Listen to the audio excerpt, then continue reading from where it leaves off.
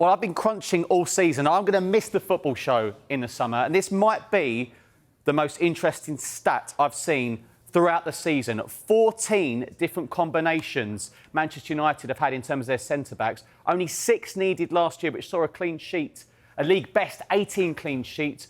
Martinez and Varane most used with 16 games started together. This season, Johnny Evans and Raphael Varane are the most used games, starting 6. Remember, Johnny Evans, who's loved at Manchester United, but came in really at the start of the season as cover. He was there with the under-23 sides in the summer. But Johnny Evans and Raphael Varane, the most used with just 6 games. It's a big reason, of course, Manchester United struggles and the injuries they've had. And, of course, they've got a bit of a defensive crisis from now until the end of the season.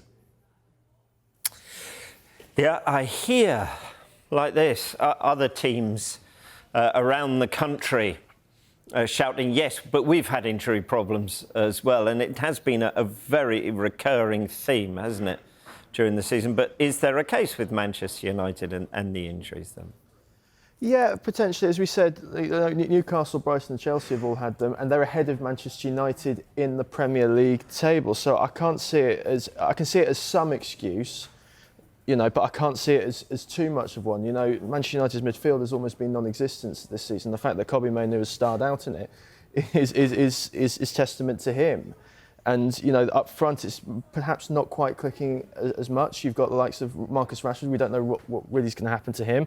Rasmus Højlund's had patches, so is Alejandro Garnacho, but still a lot of question marks about people like Anthony and Anthony Martial. So, yeah, there are a lot of holes in Manchester United at the moment, and I just don't think you can put it down to injuries.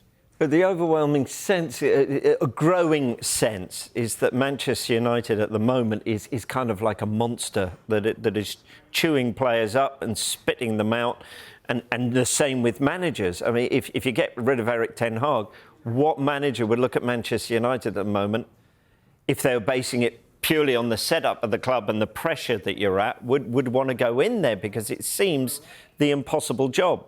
Yeah, I mean, we're seeing Sir Jim Ratcliffe oversee a pretty extensive overhaul, aren't we? Which says a lot about what he's inherited there. Obviously, there is so much to address there, and I guess if a new manager does come in, we don't know whether that's going to happen. But if that is the case, they'll be looking to move on from some of these issues that we've seen over the last few years. But yeah, it's been a very difficult place for managers, for players over the last few years. I think that's always going to be the case when you have such high expectations at a club, and you have that gap from expectation to reality in terms of what is being achieved at the time. So that's an issue there. Is it the most high pressurised job? I'm thinking through Del Bosque sacked at Real Madrid after winning the league, in the ground after they won it because they didn't win the Champions League.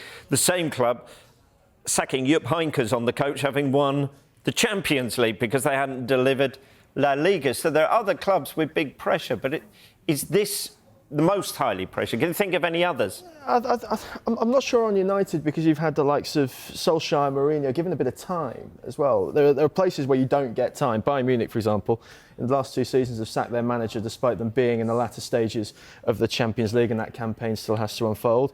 PSG sacked Unai Emery after winning the domestic treble, and at PSG, Thomas Tuchel was also sacked by the club on Christmas Day, despite being in quite a few competitions. They're also quite high-pressure leagues. The Championship, for example, Hull sacked Liam Rossini yesterday. But, yeah, I think there's plenty of other clubs out there. Yeah, there are lots of examples, aren't there? I think Barcelona is another one. Pep Guardiola needed a year off after his time at Barcelona, didn't he? That's a real pressure cooker. Massive amount of scrutiny on and off the pitch. So, yeah, there are lots of examples, but that's one I would pick out. Yeah.